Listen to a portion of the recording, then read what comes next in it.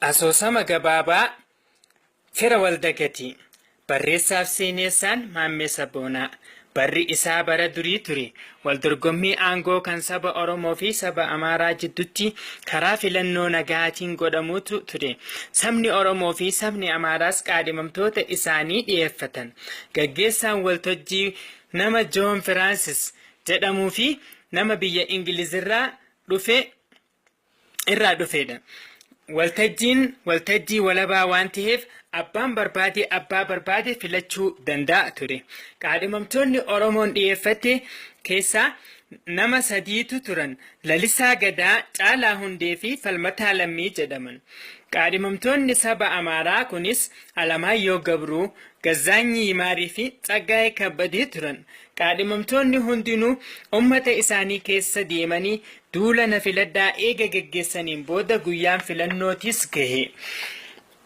Baay'inni saba Oromoo filannoo kanaaf dhiyaatan parsantii 60 yoo ta'u, baay'inni saba Amaaraa parsantii 40 ture. Uummanni filachuuf dhiyaatanis eega mari'atanii booda yaada isaanii xumuranii gara filannootti dhiyaatan. Marii isaanii irrattis marii xumuraa godhanii waliif galanii hundumti isaanii adda addaan gara filannootti dhiyaatan. Haala kanaan sabni Oromoo parsantiin 20 lalisaa filachuudhaaf walii galan. Parsantiin 20 Caalaa, parsantiin 20 Falmataa filachuudhaaf walii galan. Sabni Amaaraa baay'ina isaanii akka saba Oromoo hin geenye waan beekaniif nama tokko filatanii nama lama sagalee dhorkuudhaaf murteeffatan. Haala kanaan Alamaayyoo Gabruu parsantiin 40 filachuudhaan sagalee kennanii fi dabarsan. Abbaan waltajjiis abbaa sagalee olaanaa qabu dabarsee aangoo itti laatee deeme. Haala kanaan abbaan waltajjii gaggeessu maajoritiin yookaan paartii harki olaanaan akka bulchu murteessee gara biyya isaatti deebi'e.